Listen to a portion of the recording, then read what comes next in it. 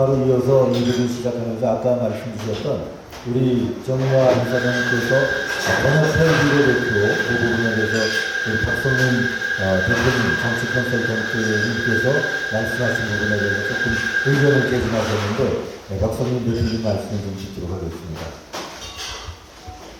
예, 그 비례대표 얘기를 하기 전에 제가 이 선거제도 개혁과 관련돼서는 저는 일단 세 가지 좀 말씀을 좀 드리고 싶습니다. 그러니까 첫째는 한국에서 이 선거제도의 근본적 변화를 가져오는 이 선거제도는 죄송한 얘기지만 이제 국회의장의 어젠다가 아니라 대통령의 어젠다여야만 저는 될 것 같다는 생각이 듭니다. 그러니까 이건 윤석열 대통령이 직접 연초에 좀 말씀을 했기 때문에 한번 이거를 제도를 조금 바꾸자 이렇게 해야만 양당 지도부나 국회나 다 미디어나 다 움직이지. 지금 국회의장이 뭐 역사상 세 번째인 전원위원회 19년 만에 열었다고 하지만 국민들이 아무도 기대를 갖지 않거든요. 그러니까 그래서 저는 대통령 어젠다로 가야 된다는 걸 처음 말씀드리고, 두 번째는 이것은 윤석열 대통령 입장에서도 어떤 정책적 내 것을 남기는 것보다 비교할 수 없을 정도로, 예컨대 비닐봉지가 있는데 사과를 10개를 넣었는데 아니 더 들어가지도 않고 찢어질 것 같은 거예요. 근데 우리 사회가 지금 그 사과를 한 30개를 지금 담아야 되는 정도가 됐으면 그 검은 비닐봉지로는 안 되는 거죠. 이게 좀 큰 박스가 필요한 거기 때문에 그 구조를 좀 바꾸는 문제를 해놔야 이 구조 속에서 다당제 하에서 연금개혁이나 노동개혁이나 교육개혁도 협상을 통해서 좀 될 거다. 네, 그런 생각을 좀 합니다. 그래서 그 틀을 바꾸는데 대통령이나 청와대 참모나 내각에서도 이게 굉장히 정책보다 더 중요한 업적이 될 겁니다라고 인식을 하는 게 좀 중요하다는 게 두 번째고, 세 번째는 역시 운이 좀 따라야 됩니다. 아까 이제 그 유인태 의원이 노무현 대통령 말씀하셨는데 제가 그때 생생히 겪었거든요. 2003년 4월달에. 근데 그게 왜 안 됐느냐? 그냥 이걸 한나라당을 향해서 던진 말이에요. 이걸 받아주면 한나라당 내년에 총리 추천하세요. 요 얘기였거든요. 안 된 이유는 여당 내에서 대북 송금 특검을 하고 있을 때입니다. 대북 송금 특검을 하고 있을 때 여당에서 노무현 대통령에 대해서 호남에서 반응이 굉장히 안 좋을 때입니다. 야당은 전당대를 하고 있을 때예요. 서청원 최동현 전당대를 하고 있을 때. 이게 그래서 실제로 이 문제가 대북 송금 1차가 끝나고 추가 특검을 할 거냐 말 거냐. 근데 추가로 한 번 더 들어갔으면 아마 그때 서청원 후보는 이걸 받겠다고 했는데 이 논의가 또 됐는데 그거 추가 특검을 안 했거든요. 안 하는 순간 대북 경기가 휙 돌아버렸어요. 그러니까 이게 그러니까 제가 보면 여야가 다 이 제안을 노무현 대통령에 대해서 좀 전부 다 그냥 화가 나버린 상황이 됐기 때문에 저는 이게 되려면 그때 당시에 어떤 운이 좀 작동을 해야 된다. 또 그 얘기는 거꾸로 말하면 굉장히 지혜롭게 주도 면밀하게 해야 된다는 거죠. 그냥 그걸 다 고려해갖고 해야 된다.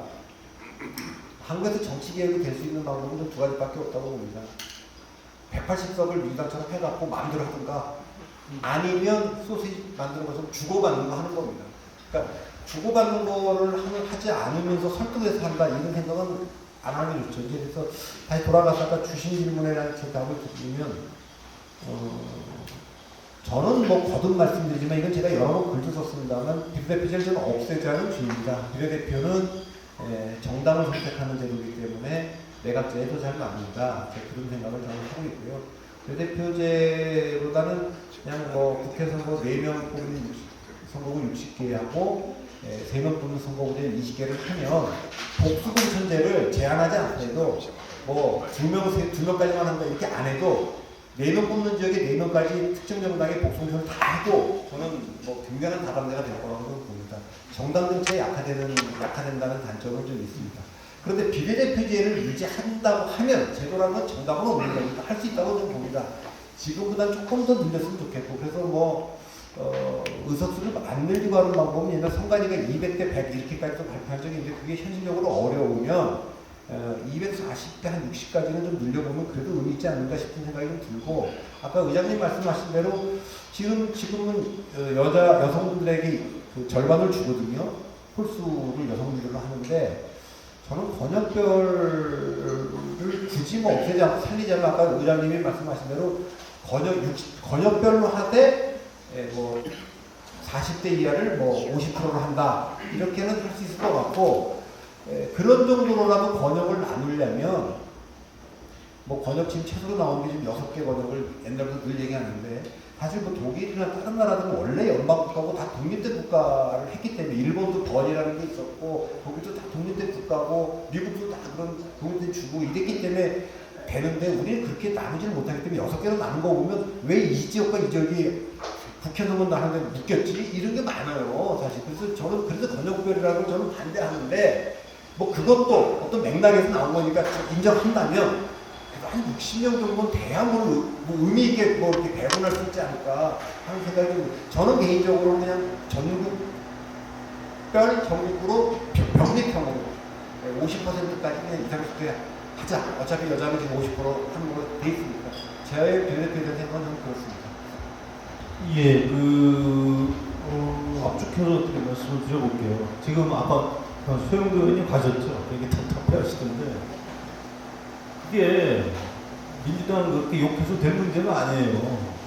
아니, 국회 상황 이런데 윤석열 대통령이 당선됐으면 그 공리가 있었어야 될 거 아니에요. 하여튼 검찰을 동원해서 민주당을 뽀개서 국민의힘을 다수당을 만들든, 뭐 아니면 또 뭐가 있을까요? 뭐 아니면 뭐 정계 개편을 하든. 그게 안 되면 이재명 대표 만나서 야, 도와주라. 그 당신 필요한 게 뭐냐? 좀 빅딜도 좀 하고. 근데 그거 없잖아요. 그냥 원래 검사하는 분이니까 대통령 돼서도 그냥 검사 검찰 너네 마음대로 해. 그래갖고 문재인 정부에 잘못한 사업 처리해야 될 거 많죠. 그런데 그게 다가 아니고 정책적 판단한 걸 가지고 지금 다 기소하고 있잖아요. 감사원 지금도 하고 있고. 아유, 민주당은 바보예요. 도와주겠습니까? 문재인 전 대통령이나 이재명 대표 영향권 안에 있는 국회의원들인데, 그냥 민주당 입장에서 보면 야당 사람이 이루어지고 있는 게 현실인데, 이거 왜 도와주겠어요? 자기들 5년 동안 못한 거 그냥 이 기회에 대통령이 거부권 행사할 테니까 확 밀어붙이는 거죠. 그러니까 윤석열 대통령도 지금 이게 실제로 뭘 개혁을 하겠다고 몇 개 던져놨는데 할 생각이 있는 건지, 이게 야당이 계속 발목 잡으니까 안 되겠다, 내년 총선에서 우리 좀 많이 찍어주죠, 선거 운동을 하는 건지, 저는 후자인 것 같아요. 안 그러면 이렇게 야당을 계속 두들겨 패가면서 무슨 정책, 국정을 요즘 뭘 하겠다고 그러는 거지. 그러니까 제가 지금 윤석열 대통령을 비난하려고 얘기를 꺼내는 게 아니고요. 한번 생각을 해보십시오. 이게 지금 현재 우리 정치 상황이 이렇게 되는 게 굉장히 중요한 우리 오늘 얘기한 선거제도 내지 뭐 이런 정치 개혁하고 관련이 있는 겁니다. 사실은 중계를 하고 있어서 부담스럽게 합니다만 솔직하게 말씀드려볼게요. 지난 대선 때 양당 대선 후보가 다 국회의원 경험이 전혀 없는 사람들이 후보가 됐어요. 정치인이 아니에요. 물론 성남시장 경기지사 정치인이지만 그건 국회의원하고 좀 다른 거지 않습니까? 양쪽이 다 무조건 이기는 게 중요하다 그래서 그냥 우리 당에서 제일 센 사람 나와 해서 뽑은 거 아닌가요? 그전에 빌런들의 대결이라고 기사를 써봤는데, 할리우드 영화에 그런 거 많이 나와요. 악당을 물리치기 위해서 감옥에 있는 악당들을 석방시켜갖고, 너네보다 훨씬 더 지독한 악당이 있는데 저걸 때려잡아주면 너네 사면 복권 사면시켜줄게, 이런 영화 많이 보셨죠? 설정. 우리나라 정치 현실에서 이게 벌어진 거 아닌가요? 안 그러면 국민의힘에서 왜 대선 후보는 윤석열 후보로 해요? 그래서 정치 많이 한 분들, 훌륭한 분들 많은데 다 제끼고 확실히 이겨서 처절하게 보복하겠다라는 분노 때문에 그런 거 아닌가요? 민주당 지지자들도 마찬가지일 것 같아요. 이낙연, 정세균 다 좋은데 메가리가 없어, 메가리가. 확실히 이기려면 좀 욕도 좀 잘하고 센 사람은 이재명 뭐 이렇게 된 거 아닌가요? 지금 벌어지는 이 비극이 어느 정도 예고가 됐던 겁니다. 이 거대 양당의 적대적 공생 구조에서 파생되는 문제, 현실적으로 우리가 지금 입고 있는 피해가 사실 거기서 온 거예요. 이 정치인의 문제하고 제도의 문제하고 저는 맞물려 있다고 보는 거죠. 그래서 아까 여러분이 말씀하신 다당제 반드시 그쪽으로 가야 되는데 이게 사람을 좀 바꾼다고 갑자기 다당제가 되지 않죠. 그래서 선거제도를 바꿔야 되는 겁니다. 또 개헌도 해야 돼요. 근데 개헌까지 가려면 그 동력이 있어야 되는데 제가 아까 말씀드렸듯이 지금 제도 개혁 자체가 쉽지가 않는 이런 상황이지 않습니까? 옛날에 1호상님 때는 총재들이 했죠. 의원들이 다 총재 부하들이 있지 않습니까? 정치자금도 다 주고 야 너 나가 그럼 저 공천 안 좀 쫓겨나고 자기 지역 텃밭에서 공천 좀 당선되고 그러니까 이제 총재 시키는 대로 의원들이 다 의회에서 찬반했는데 지금 총재가 없어요 아예. 지금 대표도 허당이죠. 지금 민주당이 저 이재명 대표 당일까요? 저는 그렇지 않은 것 같아요. 국민의힘이 뭐 윤석열 대통령이 뭐 이렇게 하니까 국민의힘 의원들이 내년 총선에 공천 못 받을까봐 설설 기는 거지. 자기 국회의원 배지가 떨어지는 게 확실하다 그러면 윤석열 대통령 말 들을까요? 안 들 것 같습니다. 그러니까 이게 2000년하고 2010년부터 시작된 정보혁명의 부작용입니다. 우리가 이제 인터넷 혁명, 2010년부터 시작된 모바일 혁명 때문에 점점 권력이 내려오고 있는 거죠. 정치만 그런 게 아니에요. 제가 있는 신문사에서도 제가 편집국장에 있는데 지금 편집국장이 무슨 내가 좀 봐주고 싶은 정치인이 있어서 이 정치인 기사 좀 뺐으면 좋겠는데 이거 뺄 수 있을 것 같습니까? 못 뺍니다. 큰일 나요. 신문사 편집국에서 반란해요. 옛날에 그냥 국장이 빼라고 하면 뺐어요. 지금 대학교 총장님 권위 있어요? 별로 없을 거예요. 국회 총재도 없고, 뭐 대표도 권위가 없고, 그러니까 이게 협상이 안 되는 겁니다. 가만히 생각을 해보시면, 1990년 3당 합당이 있었죠. 나쁘게 보는 쪽은 막 규탄했죠. 3당이 합이라고. 그다음에 1997년 DJP에서 정권을 잡았잖아요. 근데 그때도 반대하는 쪽에서 막 비판을 했는데, 그건 그래도 총재들의 시대였기 때문에 타협과 협상과 뭐 이합 집산 이런 것들이 가능했는데 지금은 매우 불행하게도 그게 이제 불가능한 구조가 돼버렸어요. 훨씬 어렵습니다. 그래서 막연하게 무슨 정치인을 욕하기가 어려워요. 구조적으로. 근데 그럼에도 불구하고 아까 말씀드렸듯이 국회의원 중에는 50명 정도 내가 이렇게 국회의원은 더 이상 쪽팔려서 못해먹겠다. 이런 사람들이 있는 겁니다. 전 그분도 굉장히 좋게 봐요. 아까 그 최영도 의원이 가셨나? 굉장히 소중한 사람이에요. 대부분의 국민의힘 경상도 의원들은 공천만 받으면 되는데 왜 받고 이거 안 바꾸려고 합니다. 민주당 수도권 의원들은 내가 지난번에 됐는데 이걸 왜 바꿔? 안 바꿔요. 또 국민의힘의 수도권 의원들 몇 분 계세요. 이분들은 내가 지난번 같은 어려운 환경에서 됐는데 이번엔 난 무조건 당선해. 이렇게 된 것 같아요. 생각보다 제도개혁의 번역 의원들이 반대를 하고 있습니다. 이게 참 쉽지가 않아요. 근데 어떻게든 여기서 이제 에너지를 만들어내야 되는데, 뭐 정치인들이 착해야 된다 이렇게 요구할 수는 없고요. 제도개혁도 추진을 해가면서 정치적 상황하고 결국은 맞물리게 될 겁니다. 최선을 다해서 토론을 이어가고 하다 보면 성과가 좀 있었으면 좋겠다라는 제 희망 섞인 그런 게 있는 거고요. 용의와 회장님 말씀하신 대로 제3당 지금 필요합니다. 그리고 제3정당도 필요해요. 근데 이런 제도 개선 움직임하고 그런 상황하고 아마 결국 같이 맞물리지 않을까 이런 예상은 듭니다. 이게 꼭 뭐 누가 기획한 대로 대상이 흘러가는 게 아니니까요. 어떤 기도하는 심정으로 그 제도 개선을 위해서 언론계 한부속에서 최선을 다하겠다 이런 것입니다. 대학생위원장 한번 질문 있으시면 하시고요. 세 분 정도 질문하고 마무리하도록 하겠습니다. 예, 제 오영택이라고 합니다. 대학에서 정치 철학을 공부하고 있고요. 오늘 이 자리 가운데 제가 가장 막내가 아닐까 싶습니다. 2004년생 이제 20살이고요. 저 이제 저도 이제 정치 철학을 대학에서 전공하고 있다 보니까 당연히 이제 선거제도에 관심을 둘 수밖에 없는데요.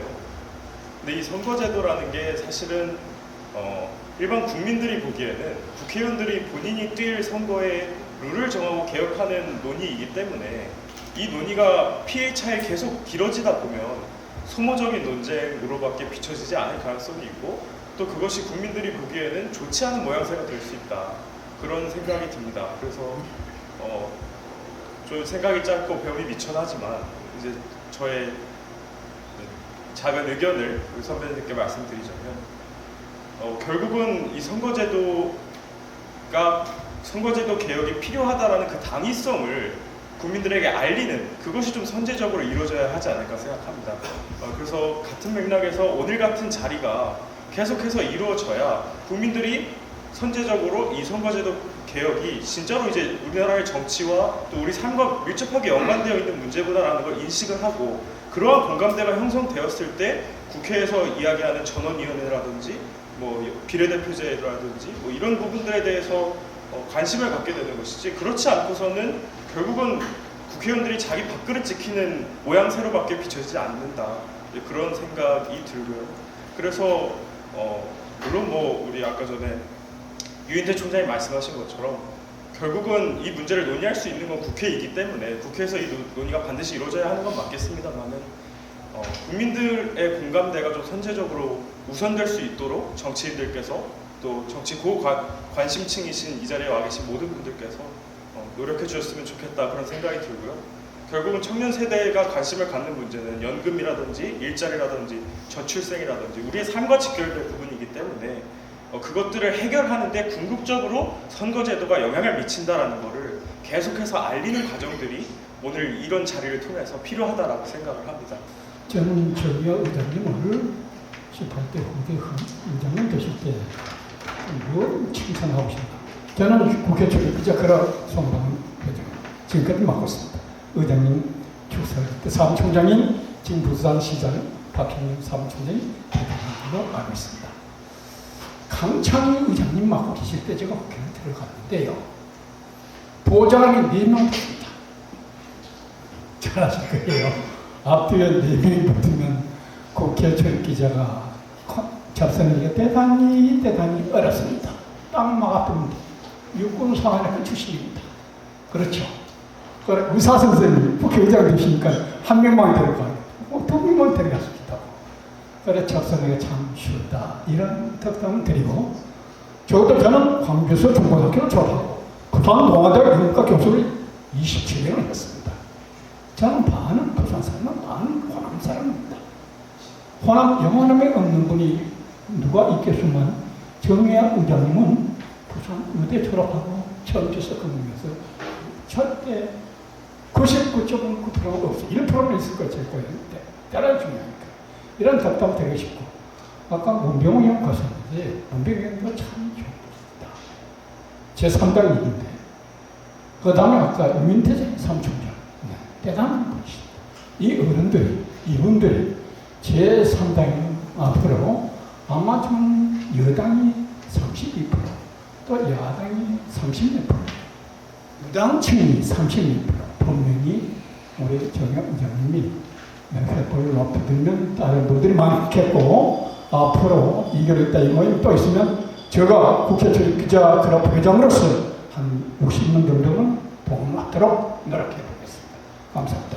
마지막으로 토론자들께서 한마디씩 해주시고 나중에 맨 끝에 말씀해 주신 우리 박명희 교수님이 정리해 주신 뒤에 우리 정의화 회장님의 정리 말씀으로 마치는 게 좋겠습니다. 아까 권인희 의원님께서 이제 패널 토론자들의 의사를 묻고 싶다 그랬는데 사실 요즘 선거제 개편의 주제들이 그런 것 같습니다. 선거제 개혁의 필요성, 또 방향, 또 지역구 선거 방식, 선거구제, 또 하나는 비례대표 선거 방식, 또 하나는 의원 정수 이런 주제들인데 대개 여기에 대한 패널들 의견이 나오신 것 같고요.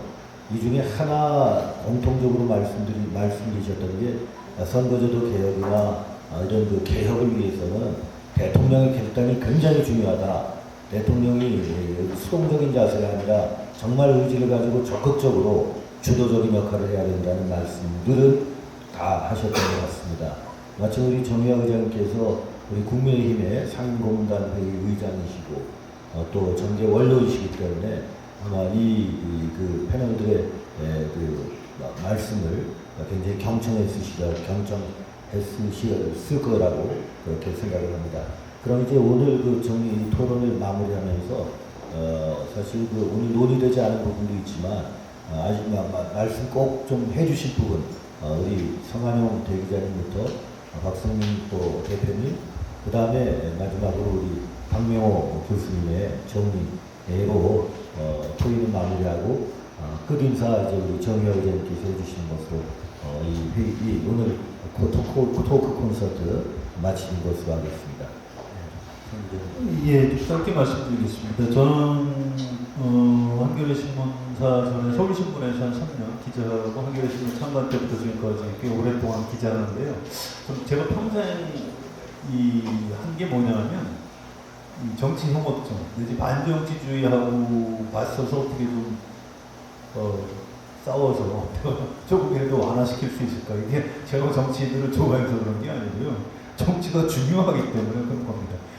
이 정치인들 막 욕하고 능멸하고 뭐 국회의원 없애버려야 돼, 국회의원 100명 줄여야 돼 이런 사람들의 그 바탕에 깔려 있는 생각은 이 반정치주의를 막 자극해서 자기들 이익을 관철하겠다는 겁니다. 국회 없고 국회가 없으면 자기들이 이렇게 뭐 이해관계를 유지하는데 편한 그런 집단하고 세력들이 있어요.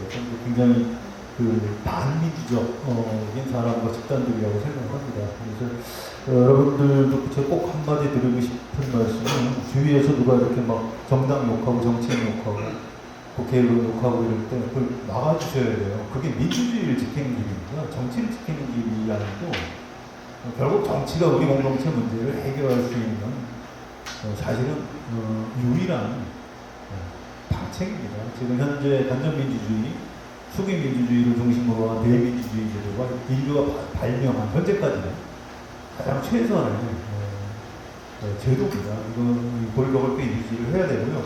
좀 문제가 생겼어요. 이제 개헌하고 맞물려 있는데 제가 자동차하고 비교를 합니다. 자동차가 자꾸 불이 나요. 또 급발진도 하고 핸들이 잘 안 들어. 그래갖고 막 차선을 막 넘나들고 중앙선 넘어가고 브레이크도 잘 안 들어서 막 사람을 치고. 자, 그게 자동차가 망가진 거죠. 그런데 내가 운전을 한 30년 했기 때문에 또 아니면 나는 뭐 나는 기관차 열차를 운전하는 사람이기 때문에 자동차 쪽 내가 잘할 수 있어. 그래갖고 운전대를 잡아요. 그리고 또 사고 나면 내려오고. 지금 우리나라 현재 대통령제의 문제라고 생각을 합니다. 저는 지금 이재명 대통령이었으면 성공했을까요?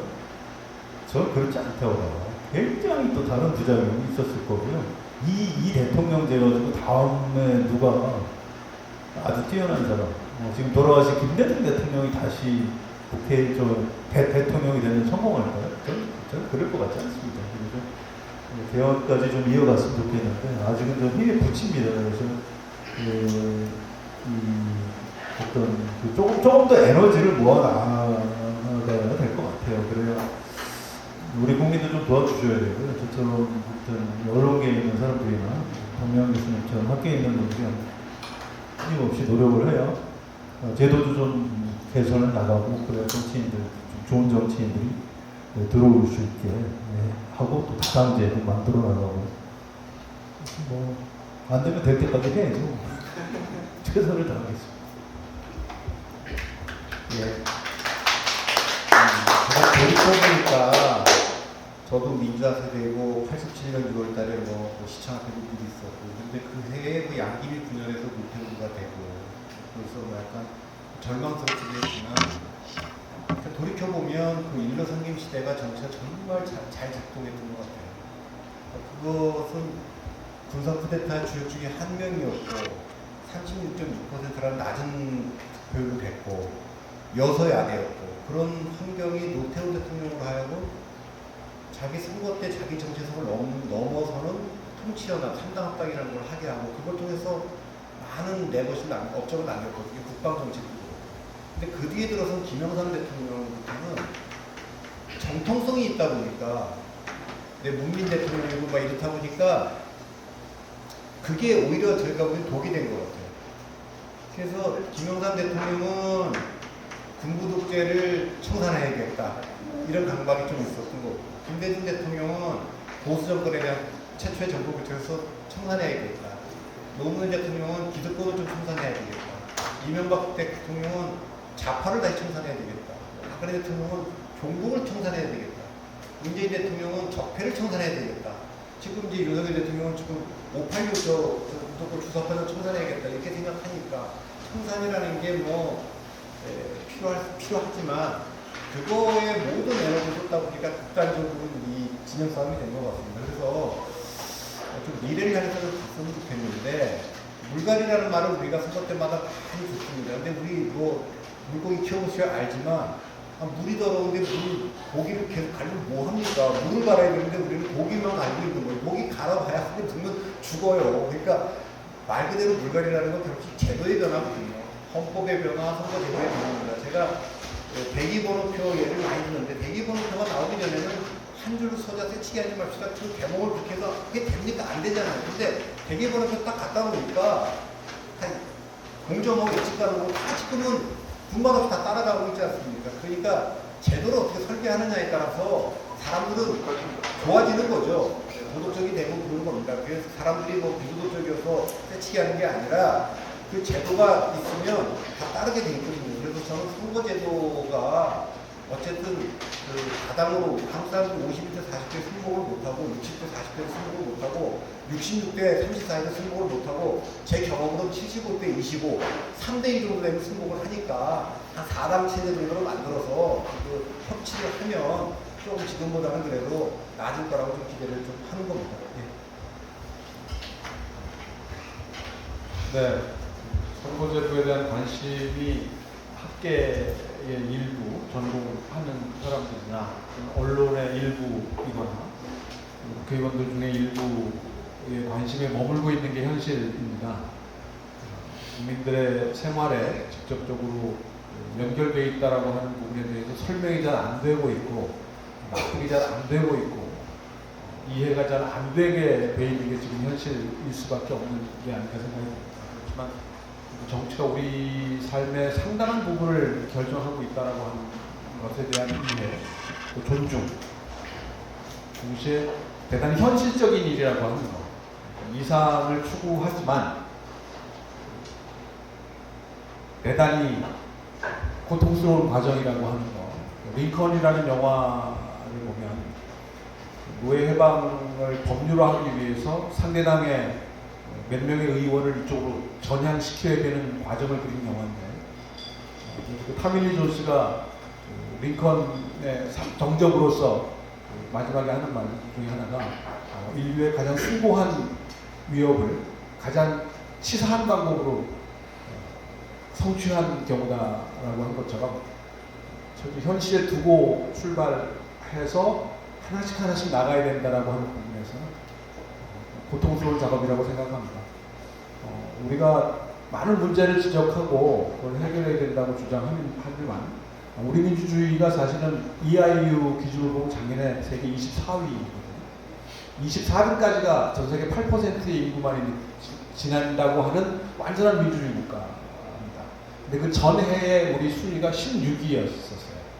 8단계가 이제 떨어져서 학계 일부에서는 우리 민주주의의 위기다라는 얘기까지 하게 되고, 특히 합법적으로 선출된 권력이 합법적인 방법으로 기존의 어떤 체제를 무너뜨리는 또는 무력화시키는 그런 위기의 징후들이 있다라고 하는 아주 앞서가는 걱정도 있습니다.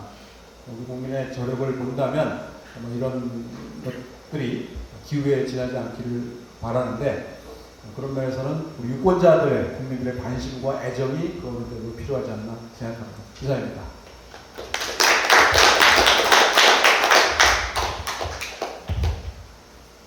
우리 박명우 교수님, 또 박성민 대표님, 상한용 대기자님 정말 감사드립니다. 좋은 말씀으로 오늘 토론을 빛내주셨고, 이제 마무리로 우리 정의화 의장님 모시고 마무리 말씀 듣겠습니다.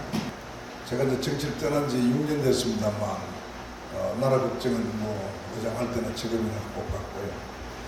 분명히 제가 20년간 정치를 하면서 나름대로 정치를 잘 모르는 사람으로서 이제 정치를 시작을 했는데 지금 생각해 보면 이제 좀 변화를 할 때가 되었다 이런 생각을 제가 늘 하고 있습니다. 그래서 뭐 지금 이제 제가 윤석열 대통령 당선됐을 때 제가 1인 유튜브인데 제가 유튜브를 통해서 윤 대통령은 개헌과 또 이런 이제 우리가 지금 말하는 이런 선거 개편 이런 것들을 하기 위해서 하늘이 기회를 줬다고 생각을 하시고 좀 추진해 주면 좋겠다 하는 것 지금 오징은 좀 다릅니다만 그런 요지로도 이야기를 한 적이 있고요. 지금 사실 이걸 이런 여야의 논의나 어떤 현실적인 문제를 다 없애고 이상적으로만 본다면 우리가 지금 여러 가지 상황을 봤을 때 국회의원 수를 한 50명 더 늘리더라도 이제는 상원을 만들 때도 됐지 않느냐 그런 생각도 제가 해보고요. 지금 수도권으로 대한민국이 완전히 수도권 공화국으로 가다 보니까 비수도권에 있는 인구가 이제 절반 이하로 줄어들었단 말이죠. 그래서 이분들의 목소리를 제대로 좀 반영하기 위해서는 방금 말씀드린 상원도 필요하고 아까 말씀드린 국립비 비례대표도 필요하고 뭐 그런 등등을 좀 생각을 해보는 거죠. 근데 현실적으로는 뭐 어렵다는 걸 제가 알고 있습니다. 알고 있고. 그러나 우리가 그런 방향으로 좀 가줬으면 좋겠다. 내일 상임고문 그 회의가 있는데 오늘 다섯 분께서 말씀 주신 것을 제가 나름대로 정리를 해서 내일 모두 발언할 때 좀 그걸 한번 해보겠습니다. 지금 사실 우리 국민들은 제가 만나는 부산에서 만나는 많은 국민들은 굉장히 속상해하고 있고 거의 뭐 아주 실망이 꽉 차 있죠. 정치에 대해서도 뭐 아까 그런 말도 안 되는 그런 얘기까지 어떻게 보면 그 좀 비의회주의적인 정치가 없어져야 된다 뭐 이런 정도까지 그런 것은 울분에 차서 분노에 차서 그런 것 아닌가. 제가 옛날에 미국에서 의사 생활을 조금 했는데요. 그때 제가 느낀 게 이 미국 사람들은 자기들이 1등 국민이고 우리 같은 유색인종들은 2등 국민으로 취급하는구나 하는 걸 제가 느꼈거든요. 근데 지금 부산에서 살면서 이렇게 보면 서울 중심으로 있는 이 수도권에 계신 사람들은 1등 국민이고 우리 부산 같은 광역 시민들은 2등 국민이고 그 외에 지방의 시골에 살고 있는 뭐 군면 단위의 그런 분들은 3등 국민으로 취급당하고 있지 않느냐. 모든 것이 이 수도권 중심, 모든 것이 돈 중심, 하여튼 이 흘러가는 것이 굉장히 저는 나쁜 방향을 갖고 있다고 봅니다. 그래서 저는 우리 정치가 조금 전에 말씀 있었듯이 삶에 굉장히 큰 영향을 끼치는 어떻게 보면 가장 중요한 툴인데 우리 국민들은 투표를 할 때 또 당에서는 공천을 할 때 이게 다 잘못된 게 많잖아요.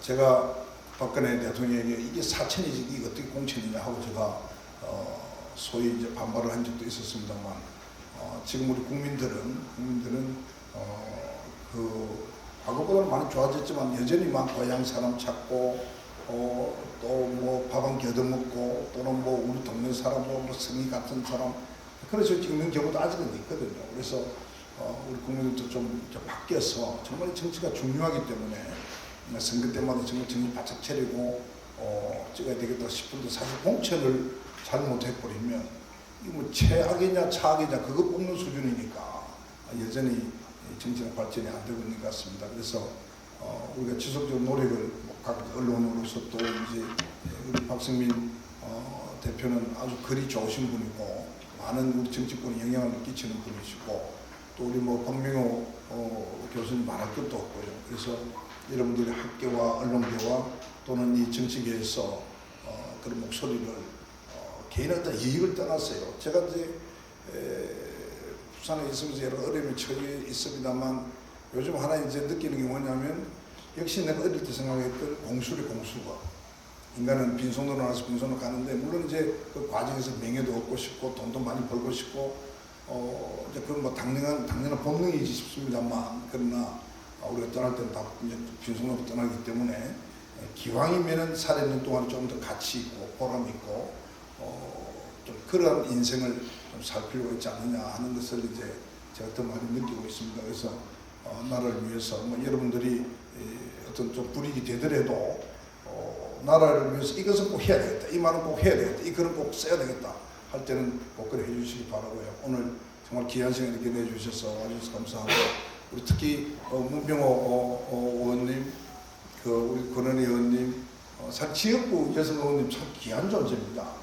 사실 이런 분이 능력을 발휘를 할 수 있는 기회를 주셔야 되는데 이 정치가 묘해서 말이죠. 네 편 내 편 갈려가지고 내 편 아니면 그냥 공천 탈락시켜가지고 이거 옆에서 보면서 제가 뭐 개인적으로 가깝지 않은 이런 걸 다 떠나서 제가 참 많이 실망을 하고 있는데 앞으로는 우리 정치가 좀 제대로 됐으면 좋겠고요. 이제 선거가 1년 남았는데 지금 이 기회를 놓치면 또 4년이 가야 되는데요. 그래서 지금부터 김종인 선배가 이야기하듯이 구생까지 이 기간이 한 4, 5개월 기간이 굉장히 중요한 것 같아요. 그래서 여러분들 에너지를 좀 더 제작해 주시기 바라고 오늘 끝까지 여러분 함께 해주셔서 대단히 감사합니다. 제가 프로자 여러 선생님들께 감사드리고 또 끝까지 취재해 주신 언론들 기자님들께도 감사드리고 인터넷 유튜브 중계위에서 애써주신 분들께도 감사드립니다. 무엇보다 함께 끝까지 자리해 주신 모든 분 감사합니다. 그럼 이상으로 오늘 우리 그 세안기의 비전 토크 콘서트 마치도록 하겠습니다. 여러분 감사합니다.